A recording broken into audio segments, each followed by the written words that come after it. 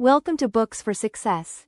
Today, we're delving into The Wisdom Within, A Guide to the Good Life, by William B. Irvine. What's most important to you? What goals are worth pursuing? A Guide to the Good Life tackles these pivotal questions, guiding the reader through the ancient Stoic philosophy of life and offering advice on how to practice it in a modern world. Focused on the goals of virtue and tranquility, this book shows us how to find joy in our lives. Before we begin, subscribe and ring the bell for notifications if you want to keep receiving the knowledge of book summaries about health, wealth, love, psychology, and much more. Don't be shy about dropping your book suggestions for us to summarize. Also, you can use this video as an audiobook summary. Let's grow and succeed together. What's in it for me? Discover what the ancient philosophical school of Stoicism has to teach us about living a better life. William B. Irvine, A Guide to the Good Life, The Ancient Art of Stoic Joy. Have you ever waited in a line in the grocery store that just didn't seem to move at all? Did you start feeling annoyed and frustrated? Did you ask yourself what the other customers could possibly be doing and why on earth it's taking such an unreasonably long time? If so, you know how this frustration can drain your energy and put you in a bad mood. But is this all really necessary? What if you could just learn to stay calm and unruffled in situations like this? In ancient Greece, there were philosophers, later known as Stoics, who argued for a life of moderation and greater self-control in order to achieve peace of mind and avoid frustration and pain. Reaching this goal is no easy task, but as these chapters will show you, we're all equipped with the necessary mental faculties to take control of our lives and deal soberly with the things that are beyond our control. In these chapters, you'll learn why being stuck in traffic is not so bad, what taking a cold shower has to do with living a more fulfilling life, and how to deal with losing a tennis match. Chapter 1. Stoicism is rooted in an ancient Greek philosophy that taught the art of living a good life. If you were a child in Greece around 300 BC and your parents wanted you to get a top education, rather than sending you off to business school as they might today, they would send you off to become well-versed in the study of philosophy. One of the main schools of ancient Greek philosophy, and one that is still well known today, is the Stoic school. Aside from rhetoric and logic, pupils studying philosophy would be taught a philosophy of life, that is, the art of living a good life. But what did this entail, and why would you need a philosophy of life back then, or even today? Having a philosophy of life is a lot like having a roadmap for your life. Philosophy inspires you to reflect on what you really want, so that you are able to articulate and define your goals. For instance, if you decide that your goal is to be more caring and attentive, a philosophy of life will assist you in finding the best approach to reach this goal. Conversely, failing to set out goals may mean that you live your life in a way that you'll regret as you get older. But pinpointing your goals can be tricky and tiresome in the modern world, where thousands of distractions compete for your attention on a daily basis and keep you from reflecting on your life. Stoicism can help point you in the right direction. However, as it teaches a moderate way of life, it preaches neither absolute asceticism and a hand-to-mouth existence, nor ruthless hedonism. The Stoics endorsed a middle way, the path of moderation. A Stoic, then, could enjoy a good meal in companionship as long as he didn't depend on such pleasures all the time.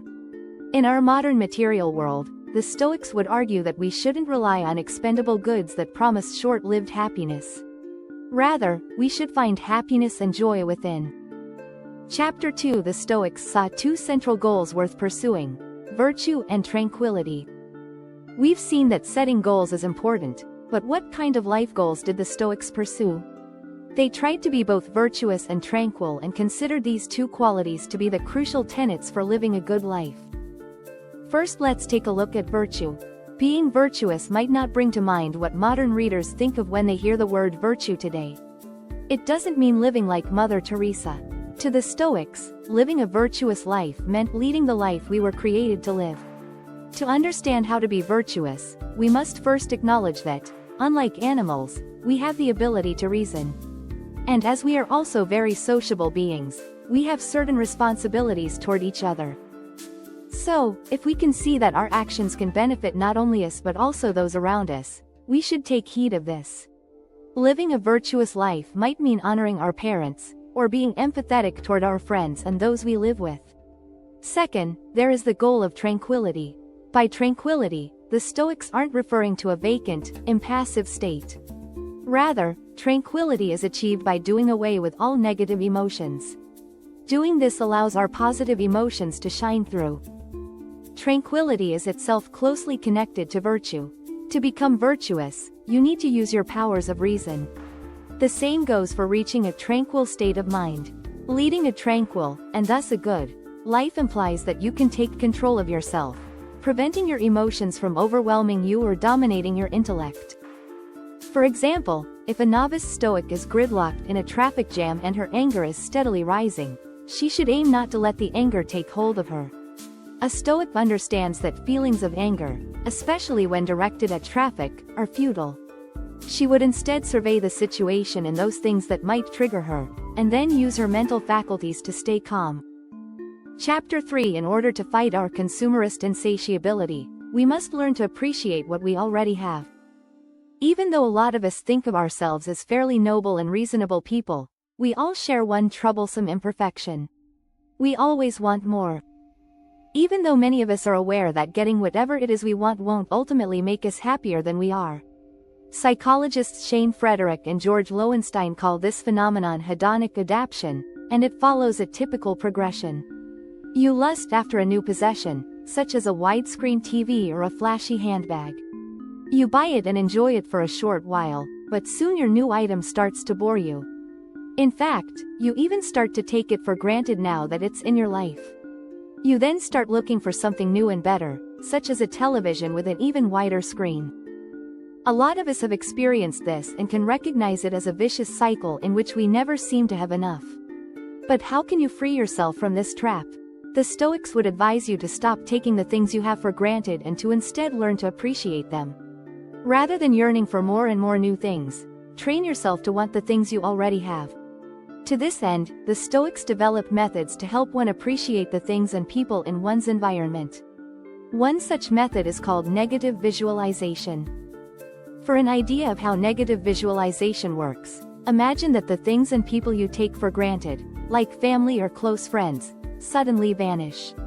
The feeling of loss is awful, but this exercise gives you a chance to ponder how lucky you are to still have them around you in reality. Take this opportunity to feel happier and more appreciative of the possessions and people around you.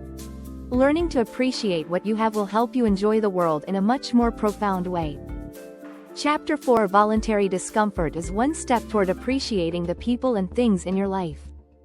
As with the exercise in the previous chapter, when we imagine losing certain things, we tend to start enjoying them more in the present. But this principle can be taken even further. Rather than merely picturing the loss of things that make our lives enjoyable and comfortable, what if we deliberately abstain from them? This is a practice the author calls voluntary discomfort, and it's based on what the famous Roman Stoic Seneca called to practice poverty.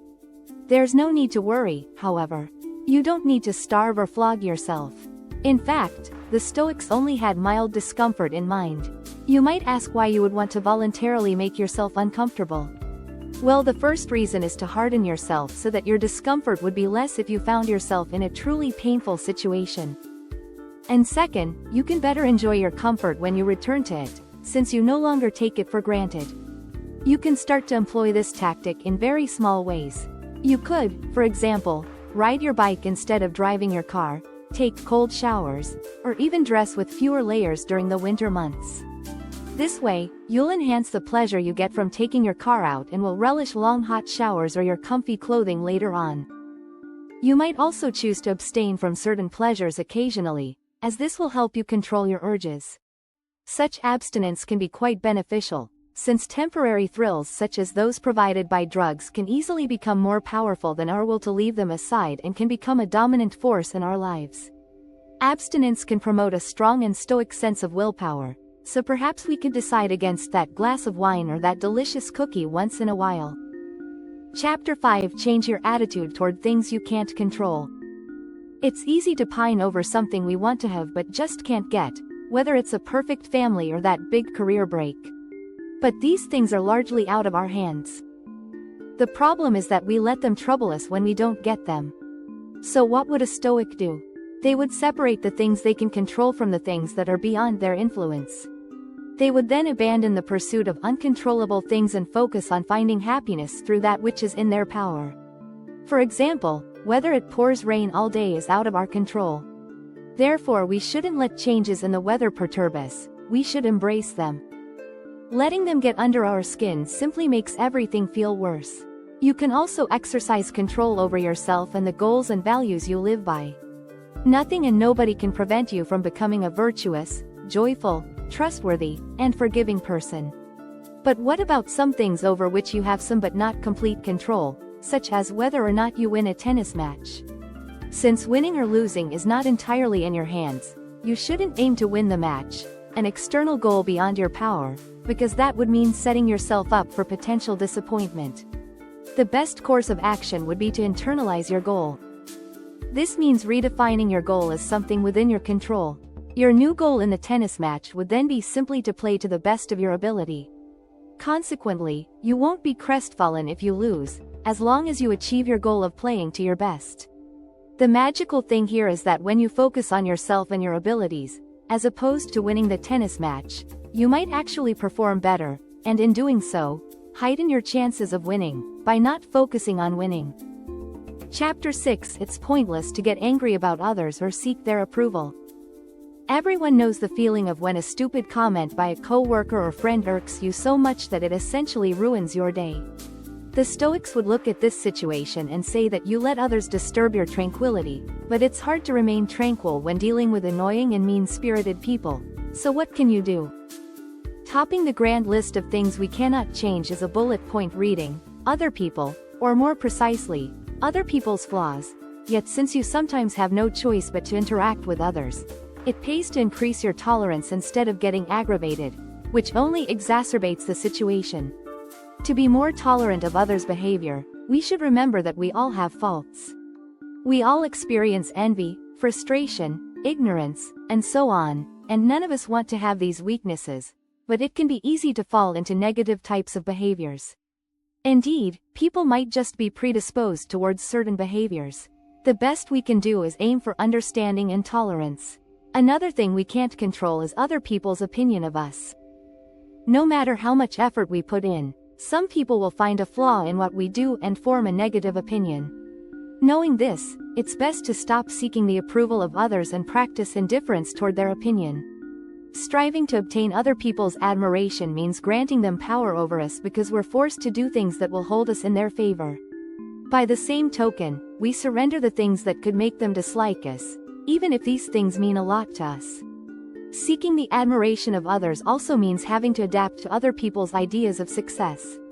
For example, if you live in the Western Hemisphere, where being successful is usually synonymous with being rich, you might have to spend your life trying to build a fortune in order to gain people's admiration, regardless of whether money will ultimately make you happy. Chapter 7. We should not let wealth corrupt us. The very act of chasing after riches is commonly seen as a desirable and honorable pursuit, as it's supposed to make us happy. But what do the Stoics think about this, and how do they view money? According to the Stoics, your mental state contributes far more to your happiness than wealth. For instance, the Stoic philosopher, Musonius, stated that money won't soothe our sorrows. As evidence, he simply noted that our world is full of wealthy yet wretched people. He didn't stop there, however. He went a step further to claim that money can in fact make us miserable. Musonius himself once lent a large amount of money to a friend, who actually turned out to be an impostor. Surprisingly, instead of demanding the impostor return his money, Musonius said with a smile that if this person is an impostor, he deserves the money. But how can money or a life of luxury actually make us unhappy? The Stoics argue that living in opulence is an unnatural desire that cannot be fulfilled. This may remind you of the phenomenon we discussed earlier, called hedonic adaptation, which also applies to luxury. If you're living in luxury, not only will you always crave more luxury, but you'll also lose your appreciation for the simple things in life. Take food, for example. While a student you might revel in a bowl of mac and cheese and a glass of milk. But later on, your appetite might only be satisfied by a fancy risotto and an expensive wine, or perhaps a baby frisée salad topped with braised artichokes and fava beans. These never-ending cravings mean that we become slaves to the desire for more and more. Picture in contrast a Stoic who maintains a simple diet. If he is very hungry, he eats an apple. As he has practiced in enjoying the simple things, he might take just as much delight in the apple as a wealthy person takes in an expensive T-bone steak. Chapter 8. The Stoics can teach us to deal with grief and old age. Some topics are particularly unpleasant to think about, and for nearly all of us, death is one of them. So how do Stoics deal with it? Stoics say that when someone we love passes away, the most natural reaction is to grieve. Thankfully, they also offer ways to prevent this grief from consuming us. In fact, there is a way to reduce our grief before it even happens, using a strategy that we've already looked at: negative visualization. If we contemplate the death of others, we can protect against the shock of their death. In a sense, this visualization prepares us for it. Furthermore, it encourages us to become more appreciative of those close to us, and to treat them better. If we're kind to them while they're still alive, we won't regret how we treated them when they pass away. In addition to negative visualization, we can use reason to soothe our grief. We could take the view that the person we lost wouldn't want us to be tormented and depressed, but would prefer us to be grateful for the time we spent together, and to cherish all our pleasant memories of them. Dealing with someone else's death is one thing, but what about our own? As we age and the prospect of death becomes imminent, it's easy to fall into negative thinking or depression. Old age forces us to contemplate death more carefully. In youth, death is distant, and in a sense we live under the illusion that we're immortal. Thus, the youthful take some of their days for granted, and maybe even find life boring at times. If that were the case for you, a Stoic would say you should learn to cherish your life. An octogenarian could get more joy out of life than their grandchildren if they chose to embrace every day, instead of taking any aspect of their life for granted. Chapter 9. Becoming a Stoic will change your life, but you shouldn't rush. Now that we've seen what life advice Stoic philosophers can offer us, how can we develop a Stoic temperament ourselves? Or to put it differently, why become a Stoic and what are the benefits? Since Stoicism is a life philosophy, it can give our life direction and meaning. It can show us what is worth pursuing, such as tranquility, and what is not, such as external pleasure. As such, it is a way to greatly simplify our lives.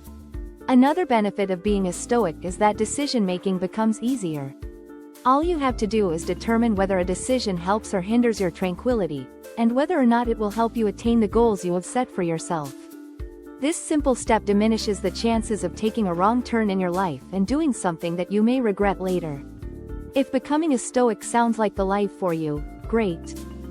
But take it slow, an overnight conversion is not the way. Developing a Stoic temperament takes time and effort, so gradually apply each technique one at a time. A good start is practicing negative visualization. This will get you used to the idea of being without the things and people that you value. Then, you could perhaps take note of the things in your life that are beyond your control, and try to accept them. Next, you could make yourself aware of the things that you have some, but not all, control over. As you notice them, think of how you can internalize your goals related to them, like in the example of the tennis match earlier. Remember, instead of aiming to win the match, make the goal to do your best. Lastly, try not to project negatively onto other people. Keep in mind that everyone has their faults. As you practice these steps, you'll find yourself in a state of mind that is far more conducive to experiencing the pure joy of being. Final words. The book explains how Stoic philosophy advises us to aim for tranquility and virtue, learn to subdue negative emotions, and enjoy moderation. By living a Stoic life, we can find joy in the things and people we have around us, and within ourselves. One piece of advice from the book you could start trying today? Rank tranquility over negative emotions. Carve out some time each day to reflect on what you've been doing and how it made you feel. Ask yourself, did I let any negative thoughts overwhelm me today? Where did they come from? Was there any sense in having them? How could being more tranquil have changed the situation? Thanks for being part of our insightful voyage. If our summary piqued your interest, we encourage you to dive into the complete book for a deeper understanding. Don't forget to like this video, subscribe for more content if you're new here, and share it with others who might find it valuable. Keep on reading, discovering, and advancing until our next adventure.